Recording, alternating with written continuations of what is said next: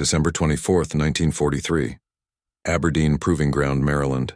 Artillery officers gathered around what looked like a suicide mission, disguised as a weapons test. Two infantry section engineers, Kroger and William Muser, were about to fire a 57mm cannon that vented its explosive blast backwards through the crew.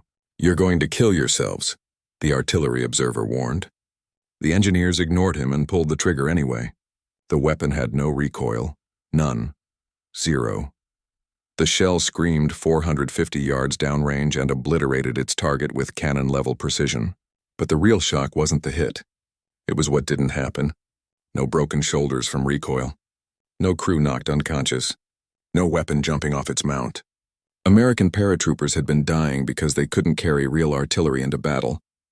Bazookas maxed out at 150 yards. German machine gun nests sat safely at 300 to 400 yards, picking off advancing infantry like targets in a shooting gallery. The Army desperately needed pocket artillery, something paratroopers could carry that hit with the power of a cannon. Everyone said it was impossible. Artillery section was spending millions developing a massive 105mm cannon based on captured German designs. Proven technology, safe technology, then two engineers with a freelance research project proved that the most dangerous-sounding idea was exactly what desperate times demanded. The morning air at Aberdeen Proving Ground carried the familiar scent of cordite and metal, but something felt different on December 24, 1943. Artillery officers huddled in their observation bunker, field glasses trained on two men who seemed determined to commit professional suicide. Kroger knelt behind what looked like a conventional 57mm cannon, except for the perforated metal cylinder attached to the breech. His partner, William Muser, made final adjustments to the weapon they called the T-15, though most ordnance experts preferred the nickname Kroger Muser, a combination of their surnames that sounded more like a medical condition than a breakthrough weapon. "Those infantry engineers are about to learn why we don't reinvent artillery," muttered Colonel James Harrison, Aberdeen's chief artillery evaluator. He'd seen too many promising weapons programs end in disaster, and this contraption violated every principle of cannon design he'd learned in 30 years of service. The British concept they were attempting, venting explosive gases backwards through hundreds of tiny holes in specially designed cartridge cases, struck him as elaborate engineering suicide. Kroger felt the weight of institutional skepticism pressing down like a physical force. But the numbers in his field notebook told a different story. American paratroopers were dying in Italy and the Pacific because they couldn't carry effective artillery into battle. The bazooka, lauded as revolutionary just 2 years earlier, had revealed fatal limitations. Its unguided rockets lost accuracy beyond 150 yards, and German machine gun positions routinely set up at 300 to 400 yards, safely beyond American infantry weapons range. Mortar crews could lob shells that distance, but mortars required indirect fire with forward observers, making them useless for the precise, immediate fire support that paratroopers needed when they hit the ground behind enemy lines. The problem had become a tactical nightmare. During the Sicily campaign in July, entire companies of the 82nd Airborne had been pinned down for hours by single German machine gun nests positioned just beyond bazooka range. Artillery support meant calling in massive bombardments that took 30 minutes to coordinate and announced American positions to every enemy unit within miles. By the time shells arrived, German crews had either relocated or reinforced their positions. What paratroopers needed was pocket artillery, something a two-man team could carry, set up quickly, and fire with rifle-like precision at targets that were currently untouchable. The artillery section had their solution already funded and in development. Their T-19, a massive 105mm recoilless rifle based on captured German Jarrett 40 designs, used proven blowout plug technology. When fired, the plugs at the weapon's rear would rupture in a controlled manner, venting gases backwards to eliminate recoil. German engineers had already solved the technical problems. American contractors just needed to copy their work and scale up production. The T-19 would give infantry units devastating firepower, assuming they could somehow transport a weapon that weighed over 200 pounds and required a dedicated crew of 4 men. But Kroger and Muser had been working on a different approach in their spare time, pursuing what their superiors dismissively called freelance research. Instead of German blowout plugs, they were attempting to perfect a British concept developed by designer Dennis Tone Burney. Their cartridge cases featured exactly 400 tiny holes drilled through the side walls, then lined with plastic to prevent gas leakage until the moment of firing. When the propellant exploded, pressure would rupture the plastic lining simultaneously, venting most of the blast backwards through the holes while still providing enough forward pressure to propel the shell at 12,200 feet per second, 4 times faster than a bazooka rocket. The concept sounded suicidal to anyone who understood artillery. Conventional wisdom held that venting explosive gases near the crew was as dangerous to friendlies as to the enemy, as one Aberdeen report bluntly stated. The backblast danger zone extended 50 feet behind the weapon, meaning crews would need to clear substantial areas before firing, hardly practical for infantry in close combat. Most ordnance experts predicted the weapon would either fail to generate sufficient muzzle velocity or kill its own crew with misdirected, explosive force. Muser double-checked the shell's pre-engraved driving bands one final time. These copper bands, machined to exact specifications, would grip the rifle barrel's grooves and spin the projectile for accuracy while reducing friction that normally created recoil. Every component had to work perfectly. There were no second chances when you were experimenting with controlled explosions near human beings. The high-explosive shell weighed 5.3 pounds and carried enough explosive to demolish a concrete bunker, assuming it could reach the target with cannon-level precision. "Fire when ready," Kroger called out, his voice steady despite knowing that hundreds of careers depended on the next few seconds. If the T-15 worked, it would revolutionize infantry support. If it failed catastrophically, 2 promising engineering careers would end in court-martial proceedings, assuming they survived the test. The trigger squeeze felt like any other artillery piece, smooth, deliberate, inevitable. The explosion that followed defied every artillery officer's understanding of physics. Instead of the bone-jarring recoil that normally accompanied 57mm cannon fire, the weapon remained perfectly stable. Gas pressure vented backwards through 400 precisely drilled holes with a sound like a controlled steam explosion, while the shell screamed downrange at 1,200 feet per second. 450 yards away, the target bunker disintegrated in a cloud of concrete dust and twisted metal. Direct hit. Perfect accuracy. 0 recoil. Colonel Harrison lowered his field glasses and stared at the T-15 in stunned silence. The weapon had just delivered artillery-level destruction, with the portability and precision that paratroopers desperately needed. At 44.4 pounds, the T-15 weighed less than a single bazooka rocket crate. Yet it could engage targets at 3 times the bazooka's effective range, with devastating accuracy. The implications were staggering. Infantry units could finally carry weapons that matched their tactical requirements instead of being limited by what conventional wisdom deemed safe. But as smoke cleared from the test range, everyone present understood that proving a concept worked was only the beginning. Converting a successful prototype into a combat weapon would require overcoming institutional resistance that ran deeper than mere technical skepticism. The artillery section had millions of dollars invested in their German-inspired solution, and admitting that 2 infantry engineers had found a better approach would require a level of bureaucratic humility that rarely existed in wartime procurement decisions. Kroger and Muser began collecting their equipment, knowing that the real battle was just beginning.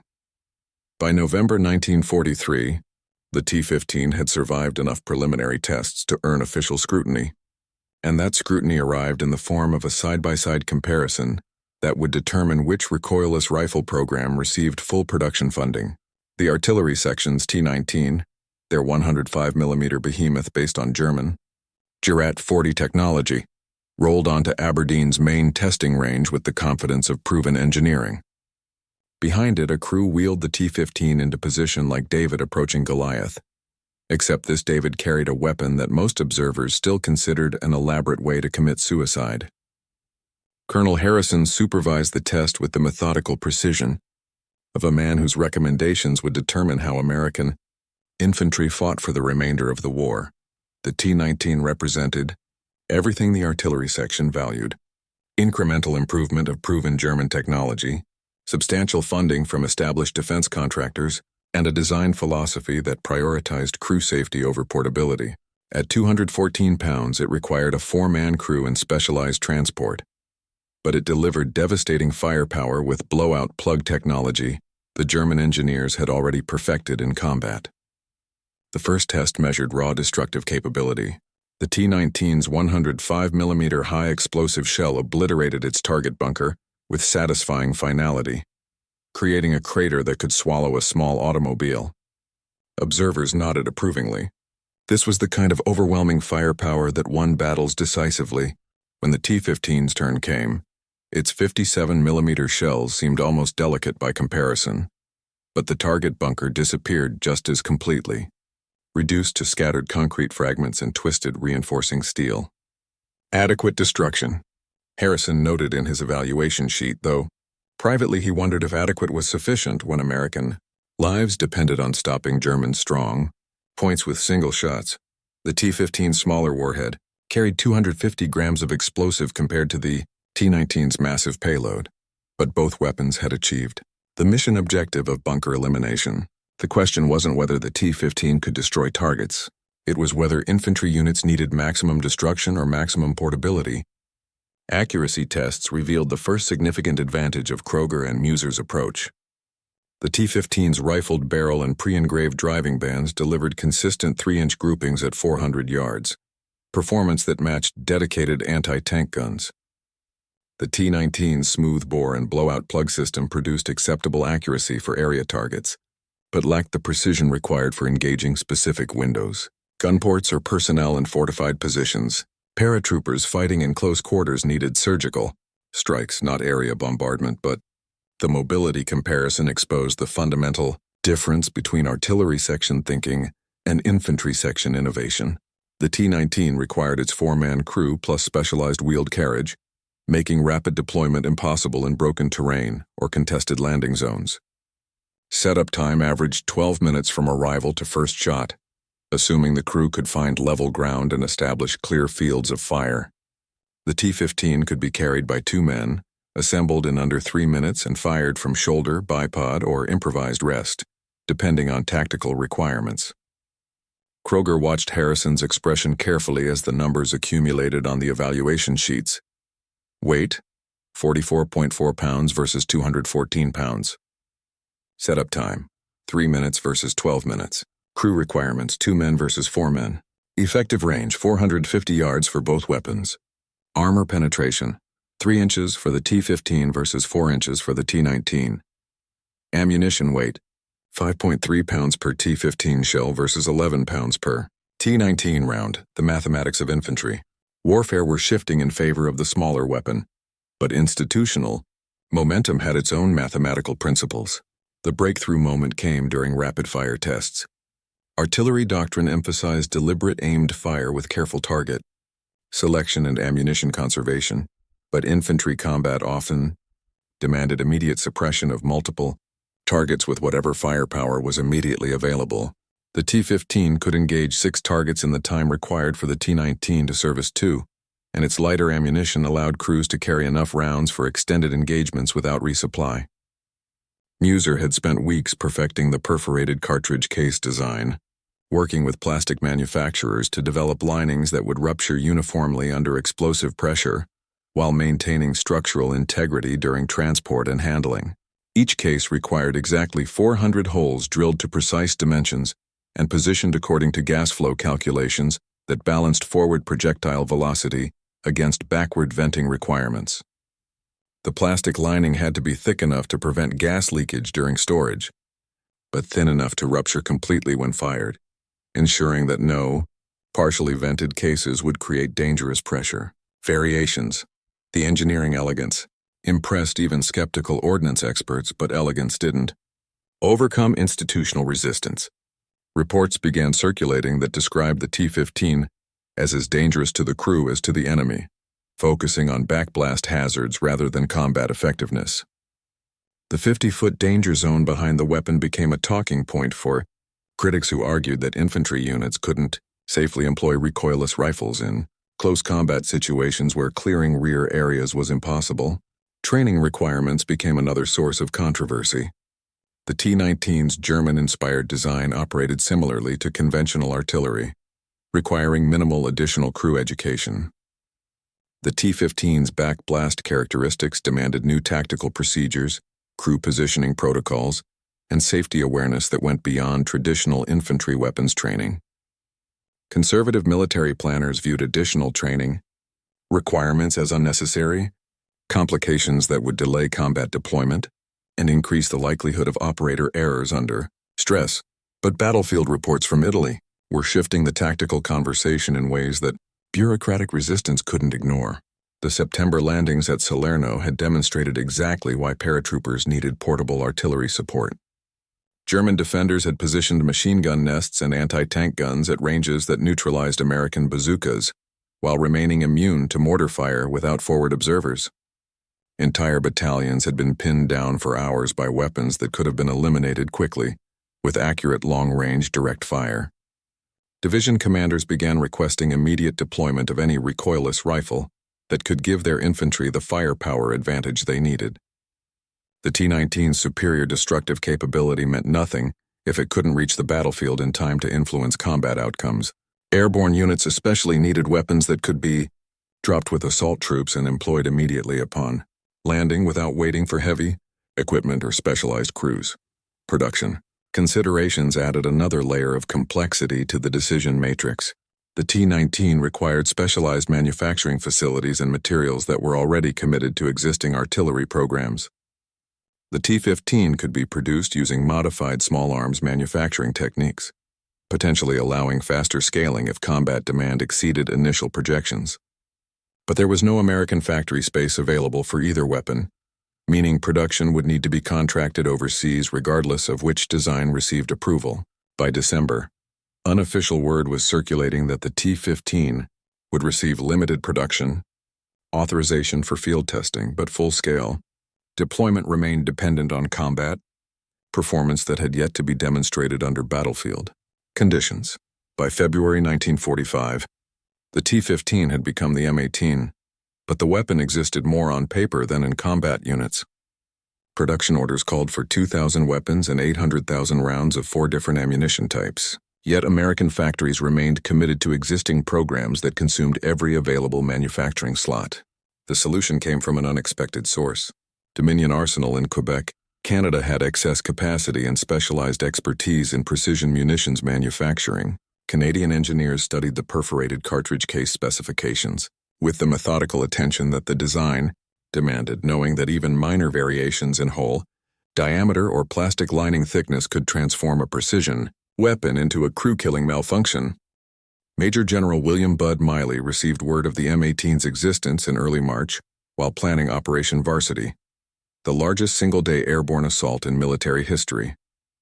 His 17th Airborne Division had earned brutal experience during the Battle of the Bulge, where his troops had fought as ground infantry rather than making their intended combat jump.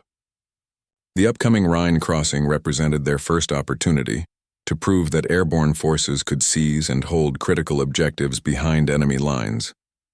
But German defenders had turned the approaches to Wesel into a maze of concrete bunkers, machine gun nests, and anti-tank positions that conventional infantry weapons couldn't neutralize at safe ranges. The tactical problem was becoming desperate as intelligence reports revealed the extent of German fortifications. Concrete bunkers with steel-reinforced firing ports dominated every approach to the airborne landing zones. Machine gun positions were sited with overlapping fields of fire that would massacre paratroopers before they could organize effective counterattacks. Standard doctrine called for massive artillery preparation followed by armor support, but airborne units would be fighting alone for at least 6 hours before ground forces could link up with them. Those 6 hours would determine whether Operation Varsity succeeded or became another costly airborne disaster. Miley's operations officer spread aerial reconnaissance photographs across the briefing table, each image revealing new defensive positions that seemed designed specifically to defeat airborne assault. German engineers had learned from previous Allied operations, positioning their strong points at ranges that neutralized bazookas while remaining immune to accurate mortar fire. The 200-yard gap between effective American weapons range and German defensive positions had become a killing field where entire companies could be destroyed while attempting to close with enemy positions. "We need something that can reach out and touch these bunkers from 400 yards, Miley told his staff, knowing that conventional solutions didn't exist. Heavy weapons companies carried mortars and machine guns, but mortars required indirect fire with forward observers who would be among the first casualties in any contested landing. The new M18 promised artillery-level firepower in a package that 2 paratroopers could carry, but Miley had seen too many wonder weapons fail under combat conditions to trust specifications without seeing results. The first 50 M18s arrived from Canadian factories on March 10th, barely 2 weeks before Operation Varsity's scheduled launch date. Each weapon came packed in individual shipping crates alongside ammunition loads that revealed the weapon's versatility. M307 heat rounds carried shaped charges designed to penetrate 3 inches of armor or concrete. M306 high-explosive rounds delivered devastating bunker-busting capability. M308 white phosphorus rounds could clear trenches and wooded areas with chemical fire that forced defenders to abandon protected positions. Each ammunition type required different tactical applications, meaning crews needed intensive training on target selection and engagement procedures. Staff Sergeant Mike Chen had survived Sicily, Italy, and the Bulge by maintaining healthy skepticism toward any equipment that hadn't proven itself in combat. But the M18 specifications intrigued him despite his reservations. At 44.4 pounds, the weapon weighed less than a water-cooled machine gun, but promised to deliver firepower that could eliminate targets previously requiring artillery support. The ammunition worried him more than the weapon itself. 5.3-pound shells packed enough explosive to demolish buildings, but they also created backblast zones that extended 50 feet behind the firing position. Training began immediately with weapons that still carried factory cosmoline and instruction manuals, written by engineers who had never fired the weapon under combat conditions. Chen's squad practiced assembly procedures until they could set up the M18 in under 3 minutes, but theoretical knowledge felt inadequate when preparing for combat. Jumps into defended territory. The weapon could fire from 3 different positions: shoulder-fired for maximum mobility, bipod-mounted for improved accuracy, or tripod-mounted using modified M1917 machine gun mounts for maximum stability and precision. The tripod configuration proved most effective for the bunker-busting missions that dominated Operation Varsity planning. Mounted on the old water-cooled Browning tripod, the M18 could engage targets with rifle-like precision at maximum effective range. But the tripod added 52 pounds to the total system weight, meaning each M18 team would carry over 100 pounds of equipment, plus personal weapons and gear. Chen calculated ammunition loads obsessively. Standard issue called for 12 rounds per weapon, packed 4 shells per 40-pound wooden crate, but combat experience suggested that sustained engagements would consume ammunition faster than peacetime planners. Anticipated ammunition variety created tactical complexity that traditional weapons didn't demand. Heat rounds were designed for bunkers and fortified positions, but would overpenetrate personnel targets, wasting explosive potential on individual soldiers.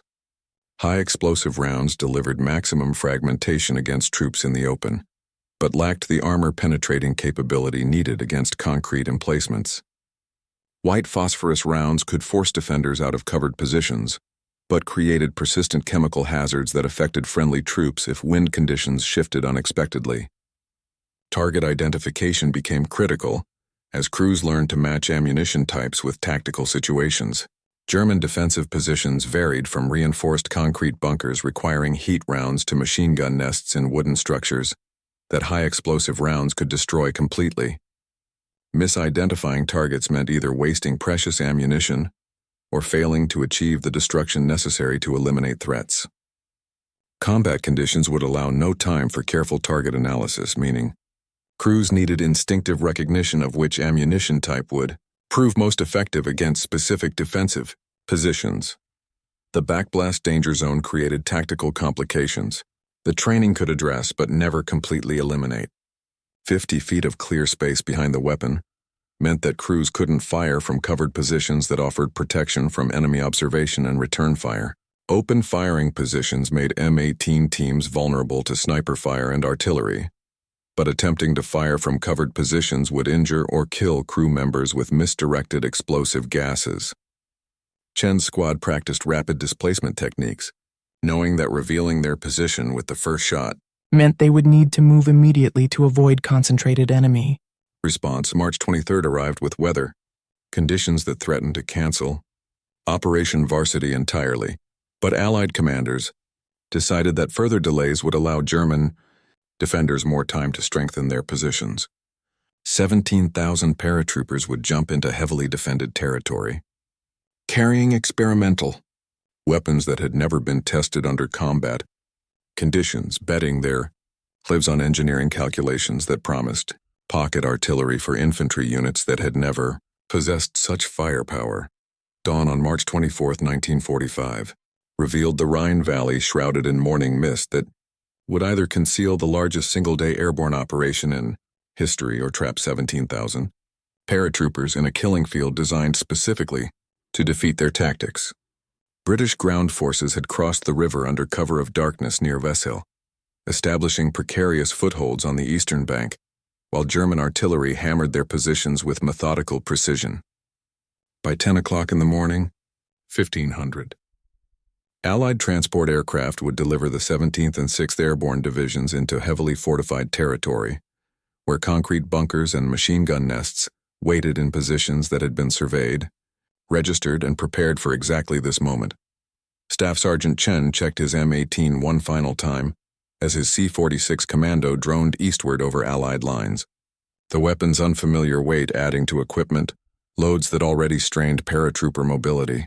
12 shells packed in 3 ammunition bags represented firepower that his squad had never possessed, but also responsibility that kept him awake during the 2-hour flight to target. Each heat round could eliminate a concrete bunker, but only if his crew could set up the weapon, identify targets accurately, and engage them before German defenders concentrated return fire on their exposed position. The drop zone stretched below like a dark carpet punctuated by open fields that would become Drop Zones X, I, and Z intelligence photographs had revealed the tactical nightmare awaiting airborne forces. Machine gun positions sighted to create crossfire zones over every landing area, mortar positions registered on likely assembly points, and concrete bunkers positioned to dominate approaches from any direction. German defenders had studied Allied airborne tactics for 3 years, learning from Sicily, Normandy, and Market Garden to create defensive systems specifically designed to massacre paratroopers before they could organize effective resistance. The tactical revolution was becoming apparent to German prisoners who described their shock at watching bunkers that had taken weeks to construct disappear under single hits from weapons they had never encountered. German defensive doctrine had been based on the assumption that American infantry lacked the firepower to eliminate concrete fortifications without calling for massive artillery preparation that revealed attack timing and directions. The M18 had rendered those assumptions obsolete by giving 2-man teams the capability to destroy any defensive position they could see in. Accurately ranged combat reports from other M18 crews confirmed the weapon's versatility across different tactical situations. High explosive rounds had proven devastatingly effective against personnel in the open, delivering fragmentation patterns that cleared trenches and defensive positions with single shots. White phosphorus rounds had forced German defenders out of covered positions where they became vulnerable to small arms fire, while the chemical burning effect had denied terrain to enemy forces attempting to establish new defensive lines. But the weapon's most significant impact was psychological, rather than purely destructive. German commanders had positioned their defensive systems based on detailed understanding of American infantry capabilities, creating killing fields at ranges where bazookas were ineffective, and mortar fire required forward observers who would be among the first casualties in any assault. The sudden appearance of weapons that could accurately engage targets at 450 yards had disrupted defensive calculations that had taken months of preparation to perfect. Intelligence reports began documenting German tactical changes that reflected growing awareness of American firepower capabilities they had never encountered. Defensive positions were being abandoned when they came under M18 fire, even if the initial shots missed their targets. German machine gun crews were avoiding positions that offered good fields of fire, but exposed them to direct fire from ranges they had considered safe. The psychological effect of watching concrete bunkers disintegrate under single hits was forcing tactical modifications that reduced German defensive effectiveness across entire sectors. The weapon's combat debut had also revealed limitations that training exercises had failed to identify. Ammunition consumption exceeded peacetime projections when crews engaged multiple targets in rapid succession, and resupply became critical during sustained engagements. The 50-foot backblast danger zone had forced tactical compromises that exposed crews to enemy observation and return fire, though German counter-battery capabilities had proven less effective than anticipated. Most significantly, the weapon's effectiveness depended entirely on crew, training and target identification, skills that required experience levels that new replacement personnel might not possess. Production reports from Dominion Arsenal in Quebec indicated that manufacturing could be scaled to meet increased demand, but delivery timelines remained constrained by shipping capacity and quality control requirements. Each M18 required precision manufacturing that could not be rushed without compromising the tolerances that made the perforated cartridge case system function reliably. Canadian engineers had mastered the production techniques, but expanding manufacturing to American facilities would require months of tooling and training that combat units could not afford to wait for. By June 9, 1945, M18s had reached Pacific Theater units fighting on Okinawa, where Japanese defensive tactics had created tactical problems that perfectly matched the weapon's capabilities. Japanese fortifications carved into coral and concrete had proven nearly impervious to conventional infantry. Weapons requiring massive artillery, preparation that alerted defenders to impending attacks, and often failed to eliminate hidden positions. The M18's precision and portability allowed infantry units to eliminate specific bunkers and cave positions with surgical strikes that preserved the element of surprise. Combat reports from Okinawa confirmed that the weapon's effectiveness against fortified positions exceeded even the optimistic projections that had justified its development. Japanese defensive positions that had withstood sustained bombardment by 155mm artillery were being eliminated by single heat rounds fired by two-man crews who could approach targets under cover and engage them from concealed positions. The tactical flexibility was revolutionary. Infantry units no longer needed to call for artillery support that revealed their positions and timing to enemy observers. Korean war authorization tables reflected the M18's transition from experimental weapon to standard infantry equipment, with each rifle company allocated 3 weapons and appropriate ammunition loads. The designation had evolved from T-15 to M18 to M20 as manufacturing improvements and tactical modifications were incorporated.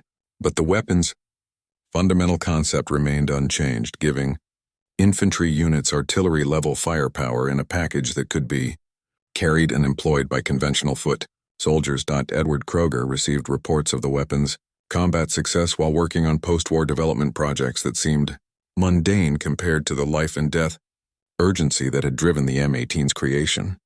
Letters from combat veterans described how the weapon had saved lives by eliminating threats that would have required sustained assault by multiple infantry companies, validating engineering decisions that had been dismissed as dangerously impractical by conventional military wisdom.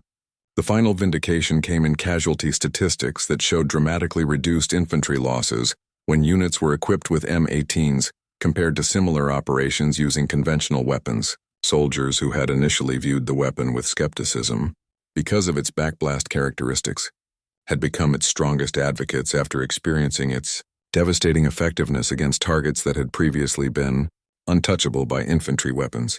By war's end, over 2,000 M18s had been produced and deployed to combat units that used them more against fortified positions than against the tanks they had originally been designed to engage, proving that innovation often finds applications that exceed the vision of its creators. 10 o'clock arrived with flak bursts that turned the morning sky into a constellation of black smoke puffs, each explosion marking German attempts to destroy transport aircraft before they could deliver their human cargo. Chen felt his C-46 shudder as shrapnel punctured the fuselage, but the pilot maintained course. toward Drop Zone X with the grim determination of air crews who understood that their mission success was measured by how many paratroopers reached the ground alive rather than how many aircraft returned to base. The jump itself felt routine despite the circumstances. 20 seconds of controlled fall, followed by parachute opening shock and the familiar sensation of drifting toward Earth while completely vulnerable to enemy fire. But routine ended the moment Chen's boots hit German soil, and automatic weapons fire began raking the drop zone from concealed positions that intelligence had failed to identify. Machine gun tracers created deadly patterns of red light that cut down paratroopers before they could shed their parachutes, while mortar rounds began falling with the precision that came from months of defensive preparation. Chen's squad scattered toward the nearest cover, a drainage ditch that offered concealment from observation but no protection from plunging fire. Around them, other 17th Airborne units were attempting to organize cohesive resistance while under fire from positions they couldn't see, let alone engage effectively. Standard infantry weapons could identify muzzle flashes, but lacked the range and precision needed to eliminate fortified positions that had been designed to survive conventional assault. The first M18 target revealed itself when a concrete bunker began methodically sweeping the drop zone with machine gun fire, each burst cutting down paratroopers who were attempting to reach assembly points. Chen estimated the range at 400 yards, well beyond bazooka effectiveness, but perfect for the untested weapon he carried. His assistant gunner, Private Rodriguez, had already assembled the M1917 tripod with movements made automatic by weeks of intensive training, knowing that setup speed would determine whether they could engage targets before German observers directed counterfire on their position. Loading the first heat round required deliberate care despite the chaos surrounding them. The M307 shell weighed 5.3 pounds and carried a shaped charge designed to penetrate 3 inches of reinforced concrete, but only if fired accurately. From a stable platform with proper range estimation, Chen aligned the weapon sights on the bunker's firing port, knowing that missing meant wasting irreplaceable ammunition, while his fellow paratroopers continued dying under machine gun fire they couldn't suppress. The trigger squeeze felt identical to countless training rounds, but the consequences were entirely different. The M18's muzzle blast created a distinctive crack that announced precision firepower to anyone within hearing distance, while gas venting through 400 perforated holes produced the controlled steam explosion sound that had become the weapon's signature. 50 feet behind their position, backblast scorched vegetation and filled the air with superheated gases that would have killed anyone caught in the danger zone. 400 yards away, the heat round struck the bunker's firing port with surgical precision and detonated inside the concrete structure. The shaped charge's copper liner formed a molten jet that penetrated 3 inches of reinforced concrete as if it were plywood, then expanded inside the bunker to create devastating overpressure that killed the entire machine gun crew instantly. Secondary explosions followed as stored ammunition cooked off, transforming a deadly strongpoint into a smoking crater that no longer threatened airborne forces attempting to organize defensive positions. Chen watched through his sights as the bunker disintegrated, hardly believing that a weapon he could carry had just delivered destruction that previously required divisional artillery support. But there was no time for amazement. German defenders were already adjusting fire to engage the M18 position, and muzzle flashes from other concealed positions indicated multiple targets that needed immediate attention. Rodriguez had already loaded a second heat round, understanding that revealing their position meant they would need to eliminate multiple threats quickly or displace to avoid concentrated retaliation. The second target was a machine gun nest constructed inside a reinforced farmhouse 350 yards to the north, its position marked by tracers that were decimating paratroopers attempting to advance across open ground. Chen adjusted his aim and fired again, watching the heat round punch through the building's stone walls and detonate inside with devastating effect. The machine gun fire stopped immediately, replaced by secondary explosions that indicated the building had contained substantial ammunition stocks. Within 15 minutes, Chen's squad had eliminated 4 separate German positions that had been pinning down entire companies of paratroopers. Each engagement demonstrated capabilities that no infantry weapon had ever possessed. artillery-level destruction delivered with rifle-like precision by a two-man crew using portable equipment. German defenders began avoiding positions that had been targeted by M18 fire, understanding that concrete bunkers, which had seemed impregnable to conventional infantry weapons, offered no protection against shaped charges that could penetrate any fortification they had. Constructed at other M18 teams across the drop zone were achieving similar results, systematically eliminating strongpoints that had been positioned to create interlocking fields of fire. The tactical advantage was shifting in ways that German defensive planners had never anticipated, as weapons they had never encountered began destroying positions that had taken months to construct and fortify. For the first time in airborne warfare, infantry units possessed immediate fire support that could neutralize prepared defenses without calling for artillery strikes that took 30 minutes to coordinate and announce friendly positions to every enemy observer within miles. By noon, the 17th Airborne Division had secured objectives that mission planners had expected to take 6 hours of sustained combat to achieve. By 1800 hours on March 24th, the 17th Airborne Division had achieved objectives that operational planners had allocated 2 days to complete, but the cost had been measured in casualties that reflected the brutal reality of airborne warfare. 1,300 American paratroopers had been killed or wounded during Operation Varsity. Yet, they had captured over 2,000 German prisoners and eliminated defensive positions that could have delayed the Rhine crossing for weeks. The M18 had proven itself under the most demanding combat conditions possible, but its success was being measured in tactical reports that would determine whether Kroger and Muser's dangerous innovation would survive the transition from experimental weapon to standard infantry equipment. Major General Miley walked through positions that his paratroopers had seized with firepower that previous airborne operations had never possessed, examining concrete bunkers that showed the distinctive penetration patterns of heat rounds fired at precise ranges. Each destroyed strongpoint represented enemy resistance that would have required sustained assault by multiple companies using conventional weapons.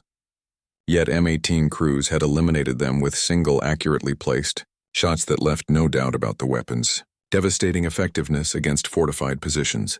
Staff Sergeant Chen's after-action report documented 12 separate engagements where his M18 had destroyed targets that were beyond the effective range of any other infantry weapon.